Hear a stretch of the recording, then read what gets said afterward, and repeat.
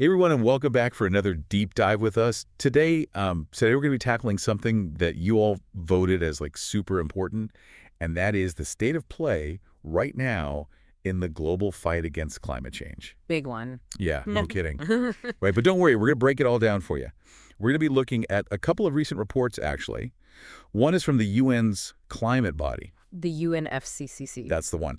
And they analyze all those pledges, all those promises countries have made to cut greenhouse gas emissions. We'll also be looking at a report from the World Meteorological Organization. The WMO. They focus on how fast these gases are actually building up in our atmosphere. Okay, so two reports, two sides of the same coin, I guess. One looking at what we're doing to maybe like hit the brakes a little bit, and the other one telling us, the cold, hard truth about what's happening out there no matter what we're promising. Our mission today, we're cutting through all the jargon, we're decoding all the science, and hopefully figuring out where we really stand on meeting those, pretty ambitious Paris Agreement goals. Buckle up. It's going to be a bumpy ride. No kidding. Okay, so first stop on this wild ride, the gap between those promises and reality. Yeah, the UNFCCC report doesn't really sugarcoat it. Countries have committed to cutting emissions. Okay, that's good. Right. Only by about 2.6% by 2030. Okay. Scientists are telling us that we need a 43% reduction to keep global warming under 1.5 degrees Celsius. Whoa, okay, hold on. So we're aiming for 2.6%, but we need like 43%. It's a big gap. That's an understatement. I mean, yeah, it's an improvement from last year's 2%, but it feels like, I don't know, bringing a squirt gun to a 5-alarm fire. You're not wrong. There are so many factors at play here. International negotiations are really complex. Imagine trying to get almost 200 countries to agree on anything. It's got to be like herding cats. Exactly. And then you've got varying levels of commitment. Some nations are really stepping up and making big pledges. Others not so much. Yeah, and, transitioning whole economies to green energy, that's not exactly a walk in the park. I can imagine having to overhaul those entire energy systems, all the infrastructure, the industries, everything. Yeah, it affects jobs, livelihoods. It's this huge economic and social puzzle. And all while that climate clock is just ticking away. And speaking of ticking clocks, COP29 is coming up pretty fast. The big UN climate conference, right? Happening in Baku, Azerbaijan in November. What's the buzz around this one? Are we expecting any big breakthroughs? COP29 is definitely a big deal. It's where all the talk turns into action. Hopefully, there are a lot of important details about these global climate agreements that get hammered out there. Fingers crossed. One of the things that people are talking about is a new global emissions trading system. Okay, emissions trading. Yeah. Remind me how that works again. So it's a system where countries and sometimes even companies can buy and sell permits that allow them to emit a certain amount of greenhouse gases. So like putting a price tag on pollution. Makes sense, I guess? Exactly. But the devil's in the details. Designing a system that's fair and effective and doesn't create loopholes is really hard. Then there's that U.S. $100 billion annual financial package that was pledged by developed countries way back in 2009. Yeah, to help developing countries transition to cleaner energy and deal with those climate impacts, right? Has that money actually shown up? Well, let's just say it's been a challenge to get those funds flowing. Okay, so a lot riding on COP29 then. Fingers crossed for some good news. But let's shift gears for a minute and talk about that other report, the one from the WMO. What's the science telling us about what's actually happening up there in the atmosphere? It's not a pretty picture. Greenhouse gas concentrations are going up faster than ever before in human history. Oh boy. Carbon dioxide levels hit a new record high in 2024. It was 420 parts per million. And that's a 51% increase since pre-industrial times, right? That's crazy. And, I was reading about those terrible wildfires in Canada earlier this year. The WMO report said that they released more carbon than the annual emissions of a lot of countries. That's one of the really scary things about climate change. These feedback loops, those Canadian wildfires, they were made worse by those dry conditions. Which were caused by climate change. And then they just pumped out even more carbon, making the warming even worse. It's like a vicious cycle. Okay, so hold on. Let me get this straight. Yeah. The wildfires were partly caused by climate change, but then they made climate change worse. It's like pushing a snowball down a hill. As it rolls, it picks up more snow, gets bigger and bigger, rolls even faster. That's kind of what's happening with climate change. Okay, I see it now. So rising temperatures create conditions that lead to more wildfires, which release more carbon dioxide. Yeah. which heats up the planet even more, which leads to even more extreme weather, and on and on. And it's not just wildfires. We're seeing these feedback loops everywhere, like with the permafrost melting in the Arctic, all that methane being released. Methane, that's even worse than carbon dioxide, right? In terms of trapping heat. Oh, yeah. Over a 20-year period, methane is like 84 times more potent than carbon dioxide at trapping heat in the atmosphere. So as the permafrost thaws, it's like adding fuel to the fire. Okay, so we've got this gap between what countries are saying they'll do and what we actually need to do to avoid, the really bad stuff. And on top of that, we've got these scary feedback loops that are making the whole problem worse. So where do we go from here? It's starting to feel a little doom and gloom, to be honest. I get it. It can feel overwhelming. But remember, the point of this deep dive is to help us understand all of this. And believe it or not, there are reasons for hope. We'll talk about those in part 2 of our deep dive. Well, I'm definitely ready for some good news. So let's take a break and come back for part 2 of our climate change deep dive. It's easy to get lost in all the, reports and the data and the science. But at the end of the day, climate change is a human story. Yeah, you're right. It's about people's lives, their livelihoods, their homes, their very existence on this planet. Exactly. It's about the real, tangible impacts that we're already seeing all around us. So let's kind of shift gears a little bit and talk about those impacts. I'd love to hear from you, actually, the listener. What are you seeing in your own corner of the world? How is climate change affecting you where you live? Maybe you're noticing more extreme weather events. Things like heat waves, droughts, floods, stronger storms. Maybe they're becoming more frequent. Or maybe you're seeing those changes in nature around you. Like the timing of the seasons is different, or birds are migrating at weird times, or even just those local plants and animals that are struggling to adapt. Yeah, it's those subtle and not so subtle changes that are starting to add up. They paint a pretty clear picture of a planet that's changing. I was reading an article recently about coffee farmers in Ethiopia. Yeah. And how climate change is making it so hard for them to grow their crops. They're dealing with unpredictable rainfall, rising temperatures, and even new pests and diseases that are thriving in the warmer weather. That's a perfect example of how climate change can have those ripple effects, impacting people's livelihoods and entire communities in ways that we might not even expect. And it's not just coffee farmers in Ethiopia. We're seeing those impacts everywhere. Coastal communities are dealing with rising sea levels. Farmers in those drought-stricken areas are struggling to grow food. Indigenous communities are seeing their traditional ways of life just disappear because of the changing climate. Those are the human faces of climate change, the stories that often get lost in all the talk about targets and emissions and all that. But those stories are so important, aren't they? They help us connect with the issue on a deeper level, make it feel urgent and personal. Remind us that this isn't some far-off threat. It's happening right now to real people. Absolutely. When we hear those stories, it's much harder to just ignore the problem or pretend it's not happening. It brings the reality of climate change right to our doorstep. And it also highlights those inequities of climate change, right? Yeah. The fact that the people in communities who have contributed the least to causing this problem are often the ones who are being hit the hardest. That's a really important point. We talk about climate justice, and that's exactly what it's about. Recognizing that the impacts of climate change aren't evenly distributed, we need to make sure that the solutions we come up with are fair and benefit everyone, not just those who have the resources to adapt. It's about solidarity, recognizing that we're all connected and making sure that no one gets left behind as we face this challenge. But I also think it's important to acknowledge, the emotional toll that climate change is taking on people. Those feelings of anxiety or grief or fear or helplessness, they're completely valid. It's easy to get caught up in those negative emotions, Mm-hmm.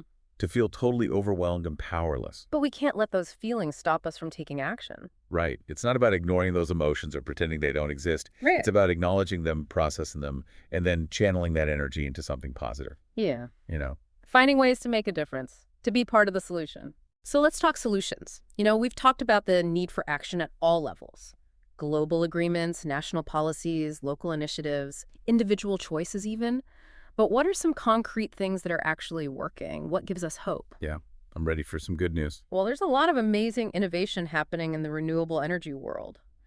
Solar and wind power are actually becoming cheaper than fossil fuels in lots of places. That's huge.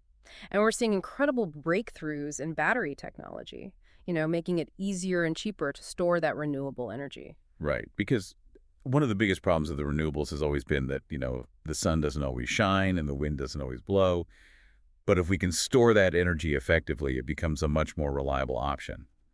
So what about those more like sci-fi solutions we hear about? Carbon capture, geoengineering, fusion power. Are those realistic or are we still in fantasy land? Well, some are definitely closer to reality than others. Take carbon capture, for instance. It's already being used in some industries to grab those emissions before they escape into the atmosphere. But scaling that up to a level where it could actually, make a real dent in those CO2 levels, that's still a huge challenge. And what about geoengineering? That's like messing with the Earth's systems on purpose, right? Like Hmm. putting giant mirrors in space or making it rain more. Yeah, pretty much. And it's super controversial. There are so many potential risks and unintended consequences. We're talking about tinkering with the entire planet here. A lot of scientists think we should be focusing on cutting emissions instead of, trying to play God with the climate. Yeah, that makes sense. So where does that leave us with technology then? Is it like the magic bullet that's going to save us from climate change or just one tool in a much bigger toolbox? I think it's important to see technology as a powerful tool, but not a magic solution. It has to be part of a bigger, more well-rounded approach. That means policy changes the behavioral shifts we've talked about and just fundamentally rethinking how we relate to the planet. It's not just about finding technological fixes, it's about changing how we live, how we consume, and how we interact with nature. And that brings us right back to us humans, doesn't it? Yeah. Because in the end, it's people who develop and use these technologies. It's people who make decisions about how they're used. And it's people who ultimately determine what impact they'll have on the world. We can't just blindly rely on technology to solve everything. We have to be thoughtful and intentional about how we use it. Absolutely. Technology is a reflection of our values, our priorities, and the choices we make. If we want technology to help us solve climate change, we need to be smart about how we develop it and how we use it. It's not just about what technology can do, it's about making sure it's used for the good of humanity and the planet. So if we kind of zoom out from all the specific technologies, what are some of the big guiding principles that should shape our approach to technology and climate change? Well, first and foremost, we need to prioritize solutions that are sustainable, equitable, and just. That means making sure that everyone benefits from those advances, not just a select few. We need to make sure that the transition to a cleaner, more sustainable future doesn't leave anyone behind. Right. We can't create a new set of winners and losers. It has to be a win for everyone. And that includes future generations, too. We're not just trying to solve this for ourselves. We're trying to create a world that's livable for our kids and grandkids. Exactly. And we also need to be really careful about those unintended consequences of technology. Sometimes the road to hell is paved with good intentions. We need to think about those potential risks before we go using new technologies on a huge scale. There's your twice, got once. Right. Exactly. And we also need to make sure that lots of different people are involved in developing and governing these technologies. That includes the voices of those communities that are already feeling the impacts of climate change. They're the ones on the front lines. It's about making sure that the solutions actually work for the people who need them most. It all comes down to this technology should serve us. It should serve the planet, not the other way around. We can't let technology control our future. We need to be in charge. Okay, so we've talked about the potential of technology, the need to think holistically, and all those ethical considerations. But as we wrap up this part of our deep dive, I want to bring it back to you, the listener. Yeah. What does all of this mean for you? How can you engage with technology in a way that supports climate action? It all starts with awareness. Yeah. Be informed about the environmental impact of the technologies you use every day. Think about how much energy your devices use, the materials they're made from, and what happens to them when you're done with them. Can they be recycled? Every little choice we make adds up. And, support those businesses and organizations that are actually doing the right thing, developing and using those climate-friendly technologies. Vote for policies that encourage renewable energy efficiency, sustainable innovation. We have the power to shape the market with our choices and our voices. Don't underestimate how powerful your voice can be. Speak up. Advocate for responsible tech development. Call out those companies that are just greenwashing. Demand that technology be used for good. We all have a part to play in this. Okay, so we've really explored the ins and outs of climate change, from the science to the politics to those personal stories that make it all real. We've talked about the potential of technology and the need to think about the big picture, Yep. one that combines those technological solutions with the social, political, and behavioral changes that we need. This isn't the end of the conversation. This is just the beginning. It's a journey, a collective effort to create a better future for all of us. And as we navigate all the challenges ahead, remember this: you are not alone. There are so many incredible people, communities, organizations, and brilliant minds out there working to tackle this crisis. Connect with them. Learn from them. Find your own way to help. Every action, no matter how small, can make a difference. Because the future of our planet depends on it. Thanks for joining us on this deep dive, and until next time, stay curious and stay engaged. Okay, so we're back for the final part of our deep dive into climate change, and we've covered a lot of ground already. We've talked about the science, the politics, those personal stories that, really make it all hit home, and how powerful those stories can be. But there's one more piece of this whole climate puzzle that we need to unpack. Technology. Technology, yeah. Exactly. It seems like tech is often both the problem and the solution when it comes to climate change, right? Yeah, it's a strange duality. We have these industries built around fossil fuels, all that resource extraction, and then there's the whole digital world, which keeps growing and demanding more and more energy. It's almost like we're trying to put out a fire with gasoline. That's a pretty good analogy. But on the flip side, technology is also driving that renewable energy revolution. It's giving us those tools to, track and understand those environmental changes and even coming up with some potential game changers like carbon capture. Exactly. So it really is a double-edged sword. But let's focus on the positive for a minute. What are some of those most promising technologies that could really make a difference when it comes to climate action? Well, the progress we've made with renewables is pretty amazing. Solar and wind power are now cheaper than fossil fuels in many parts of the world. Which is huge. And we're seeing breakthroughs in energy storage all the time. Batteries are getting better and more affordable, which, helps with that problem of renewable energy not always being available when you need it. Right, because the sun doesn't always shine and the wind doesn't always blow. But if we can store that clean energy, then it becomes much more reliable. Yeah. So what about some of that more futuristic stuff we hear about, like carbon capture, geoengineering, even fusion power?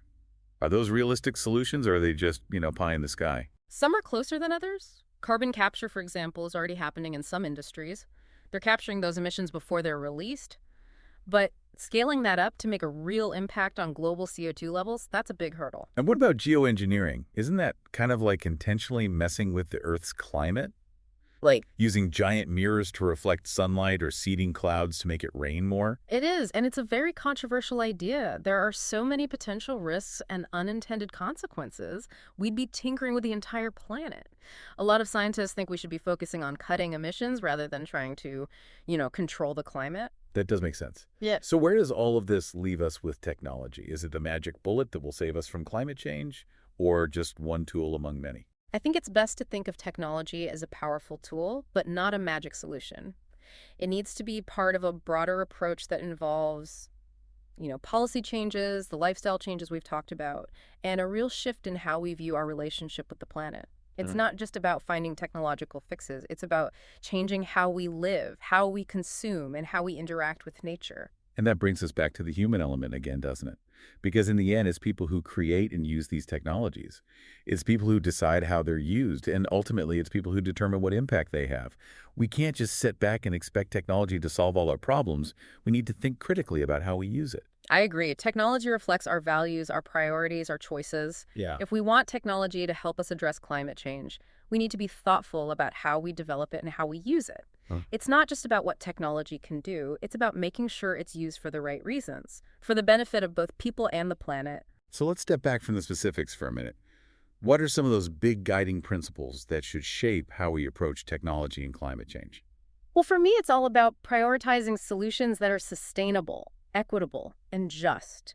We need to ensure that everyone benefits from technological advancements, not just a select few. We can't leave anyone behind as we transition to a cleaner, more sustainable future. It can't just create new winners and losers, right? It has to be a win for everyone. And that includes future generations, too. Yeah. We're not just solving this for ourselves. We're trying to create a world that's livable for our children and grandchildren. Absolutely. And we also have to be aware of those unintended consequences of technology. Sometimes even with the best intentions, things can go wrong. We need to carefully assess potential risks before we start using new technologies on a massive scale. It's like that saying, measure twice, cut once. We need to think things through before we jump in. And it's crucial to include a wide range of perspectives when we're developing and managing these technologies, especially the voices of those communities who are already feeling the impacts of climate change. They're the ones on the front lines. We need to make sure that the solutions we come up with are relevant and helpful for the people who need them most. It all comes down to this technology should serve us. It should serve the planet, not the other way around. We have to be the ones in control. So as we wrap up this deep dive, I want to bring it back to you, the listener. What can you do to use technology in a way that supports climate action? It can all feel a bit overwhelming, but there are things we can all do to make a difference. Start by being aware of the environmental impact of the technology you use every day. Think about how much energy your devices use, what they're made of, and what happens to them when you're done with them. Can they be recycled? Even small choices can make a difference. And support those companies and organizations that are doing the right thing. You know, the ones developing and using those climate-friendly technologies. And vote for policies that promote renewable energy efficiency and sustainable innovation. We have the power to shape the market with our choices and our votes. Don't underestimate the power of your voice either. Speak up. Advocate for responsible tech development. Call out greenwashing when you see it and demand that technology is used for good. We all have a role to play. So there you have it. We've explored climate change from all angles. The science, the politics, the personal stories, and the role of technology. We've talked about the potential of technology and the importance of a well-rounded approach, one that combines technological innovation with social, political, and behavioral changes. This isn't the end of the conversation, though. It's just the beginning. It's a journey, and it's a collective effort to create a better future for all of us. As we navigate the challenges ahead, remember you're not alone. There's so many amazing people and organizations out there working hard to address this crisis. Connect with them, learn from them, and find your own way to contribute. Every action, no matter how small, counts. The future of our planet depends on it. Thanks for joining us for this deep dive. And until next time, stay curious, stay engaged, and let's keep working together to create a better future for everyone.